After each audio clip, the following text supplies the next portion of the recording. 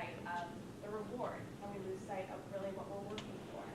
So I just want to thank you for kind of hearing your life stories, really brought that back into perspective, you know, the importance of what we're working for.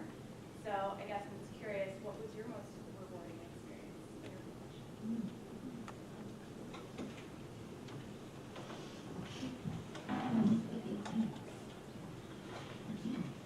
There are rewards when you do practice with clients. There are rewards every day.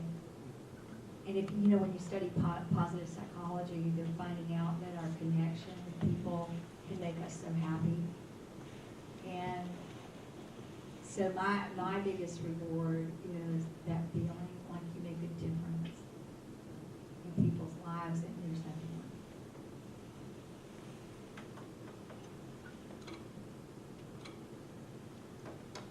more. Ditto. Have you ever used the bug of the ear? You know what that is? Yeah.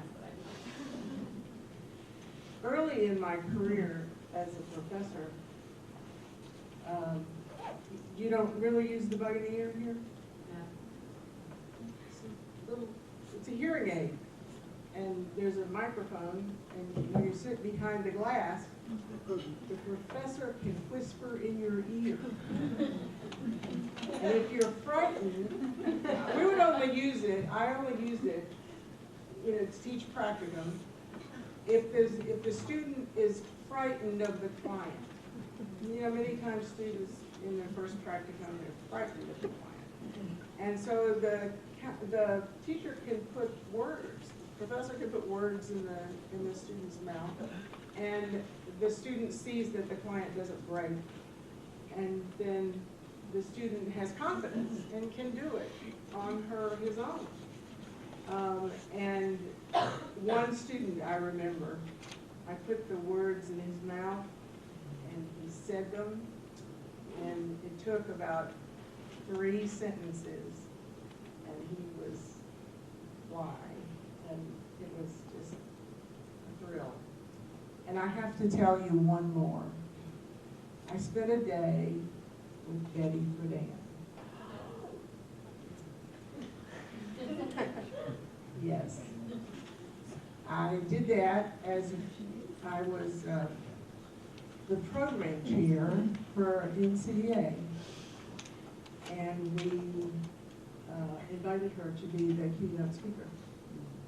And I got to pick her up at the airport and drive her in and be her person that sat with her and had lunch with her. And, you know, people would come by and say, I want you to know how much you changed my life.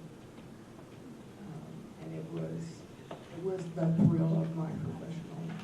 Carol, some of these people don't know who that is.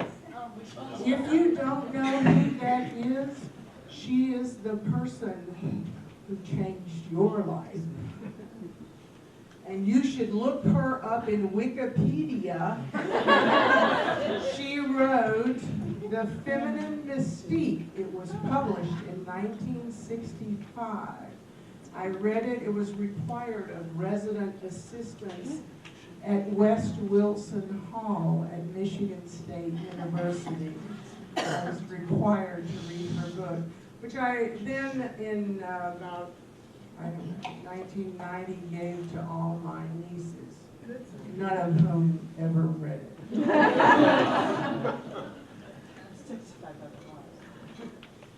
Yes, correct. My life has crossed paths with the lives of 4,000 people in my office over the years. Many of them, most of them I really don't remember. But there are many who still occupy some space in my heart. I didn't realize a person's heart is big enough to hold that many people, but it is. But in terms of the most rewarding, there have been 2 or 3 patients who, when they came to me,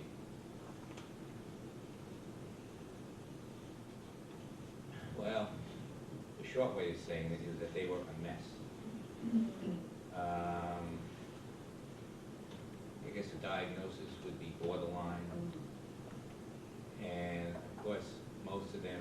successful with, but on 2 or 3 occasions, I have spent many, many, many, many, many years with each of these 3 patients, minimum of about 10. And when you spend that much time with a person and you see them moving from a position where they cannot even share much more than their name to a place where they can have fulfilling relationships, and you know that you are in some, I was going to say small measure, but that's not true. That's being too modest. And I like to be modest, but the truth is a big measure, a huge measure of their success is due to the relationship they developed with me and I with them, and the loving care that I took of them in helping them to grow. That is very rewarding.